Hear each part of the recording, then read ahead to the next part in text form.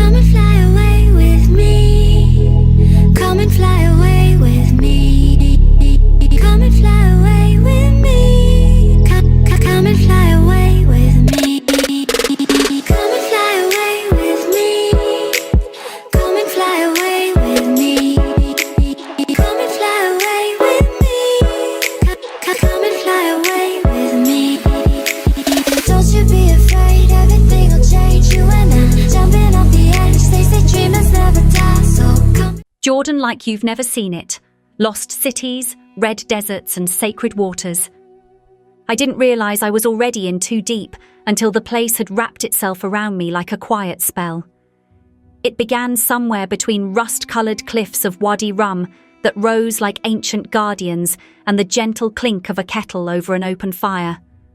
There were no fireworks, no grand welcome, just sand, sky, and a stillness that felt older than anything I'd ever known. Only later did I understand. This was Jordan. My first morning in the desert was almost absurdly quiet. The kind of silence that makes you feel like you're being watched by the past. The camp was still asleep. A few camels shifted against the breeze, ropes loose at their feet, their breath misting the cool dawn air. Petra was the draw. Everyone knows the picture. The treasury peeking through the canyon, sunlight slicing down the sandstone. That's what I booked the ticket for. But standing there with sand in my shoes, Wadi Rum already under my skin, I realized the picture was the smallest part of the story. Petra, city of secrets. It started with silence. Again, not the kind of silence you find in a quiet room or at the end of a conversation. This was heavier, like the canyon itself was holding its breath. The Siku isn't a road, it's a passage, and it feels personal. You don't walk into Petra, you're pulled in. The sandstone walls rise high on either side, winding like a secret. They're streaked with colours I can't name, burnt oranges, deep purples, gold that flickers when the sun finds it just right. You keep looking up, like you're trying to figure out how nature made this, and how long it's been watching people like you pass through. It was quiet in there. Not because no one was around, but because even the loudest voices seemed to soften in that place. There's something about the weight of history, when it presses in from both sides, that hushes people. I walked slowly, dragging my fingers along the wall. It was cool and rough and real, not like a postcard or a documentary. This was the kind of place that didn't care how many photos had been taken of it. It was still what it had always been. A city built by people who knew how to speak through stone. And then the canyon opened up. There it was. The treasury. It doesn't matter how many times you've seen the photo. Nothing prepares you for the real thing. It just stands there, carved into the cliff, towering and strange and beautiful. Like someone wanted to leave behind a message, but forgot to write any words. I didn't say anything for a while. I just stood there like everyone else, blinking and trying to figure out how this place even exists. When I reached the top, the view opened wide. The monastery stood massive and worn, like it had been patiently waiting for someone to look at it properly. Fewer people made it up there, and those who did were quieter. Tired, sure, but also respectful. It's the kind of place that demands it. Red sands and star stories. Wadi Rum's desert dream. The red sand was brighter than I expected, almost orange, glowing even under a mid-morning sun. Towering cliffs of sandstone and granite rose on all sides, shaped by wind and time into wild, impossible forms. Some looked like melting sculptures, others like broken fortresses. The guide driving the old 4x4 didn't say much. He didn't need to. Wadi Rum speaks for itself. We stopped at what looked like nothing, a patch of sand, a shadow beneath a rock. But the guide pulled out a kettle, wood, and a bundle of herbs wrapped in cloth. 10 minutes later, we were drinking Bedouin tea under a rock arch, with the wind howling low around us.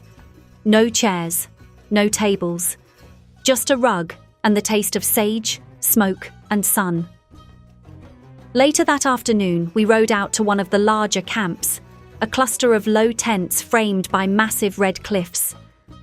There was no light pollution, no distant hum of city life, just the soft crackle of firewood and the low murmur of someone singing a folk song nearby. I lay back on a pillow in the sand, looking up. And I mean up. The Milky Way was stretched across the sky like a path waiting to be walked. There's a clarity in the desert that doesn't exist anywhere else. The thoughts that usually race through your mind slow down. It's like the land is so old and patient, it teaches you how to wait again. Sometime after midnight, we climbed a nearby dune. It was harder than I expected. My legs sank with every step, and the wind kept shifting the sand beneath me. But when we reached the top, the view was ridiculous. Total darkness, except for the stars, the faint glow of the campfires below, and the soft rustle of sand moving like water. From the dry winds of Wadi Rum to the heavy stillness of the Dead Sea, my journey kept shifting. But the quiet was never gone. It just changed shape. Where Wadi Rum spoke in stars and sand, the Dead Sea would offer something else: surrender. A body that holds you up, and a landscape that makes you let go. The saltiest silence, a love affair with the Dead Sea. You don't hear it at first. That's the strange part. The desert has its ways of playing tricks on your ears. You expect a wave or maybe the light slosh of water, but the Dead Sea doesn't move like that. It breathes, it simmers, it waits. There is no shore break, no crashing sound, just the soft hissing of salt and stillness. It is the loudest silence I've ever known. I arrived in the early hours, when the sun hadn't yet decided to rule the sky. It hung low, golden and sleepy, casting long shadows across a land that didn't seem real. The Dead Sea is the lowest point on Earth, 430 meters below sea level, and somehow it feels like the furthest from reality too. There's an ancient weirdness to the place, the kind that makes you whisper even when no one's around. The minerals in the water stung at old wounds I didn't even know I had. Tiny cuts, bug bites, the soreness in my shoulders. It was as if the sea was reading my body, scanning for flaws. It hurt in the way truth sometimes does. It cleans you, whether you want it to or not. Locals say the Dead Sea isn't dead at all, that it's just misunderstood, that it heals, that it speaks, that it reveals. And I believe them, because the longer I stayed in that silence, the more I heard. Memories, regrets, little flashes of people I had tried to forget. All of it came floating up like bubbles from a diver's tank. Because despite its name, the Dead Sea feels incredibly alive. Not in the way jungles are, but in that way, deserts hum when you're quiet enough to hear them. The sea, the air, the mud, the minerals, the salt, they're all telling a story. And we might be the last generation to truly hear it. Bedouin culture, tea and time, and Jordan's quiet corners, Amman, Madaba and beyond. You could feel it in the air long before the tea touched your lips, before the smoke curled from the kettle, before the clink of glass on silver. There was a stillness, something deeper than silence. That's what time feels like in Jordan.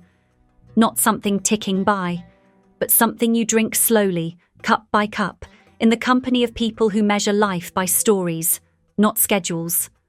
Amman, a city that doesn't demand your attention, but quietly earns your affection. It doesn't impress with grandeur, it charms you with its details. A mosaic of limestone buildings and winding stairways, of falafel stands and Roman ruins, of rooftop backgammon games, and the scent of cardamom clinging to your clothes. Here, I wandered with no destination, letting the city unfold like a secret being told just to me. Jordan isn't just a place on a map. It's a feeling. It's the hush of the desert wind sweeping through Wadi Rum's red canyons. It's the way your fingers feel brushing ancient stone in Petra, a city carved by hands long gone but never forgotten. It's the quiet lapping of the Dead Sea against your skin, the floating stillness that makes you pause and think, maybe the world isn't as loud as I thought. Your Jordan story isn't written yet, but the pages are waiting. So pack your bag, charge your camera, clear your mind, because some journeys aren't just about where you go. They're about what you carry home. Subscribe so you don't miss the next stop. Because the story, oh, it's just getting started.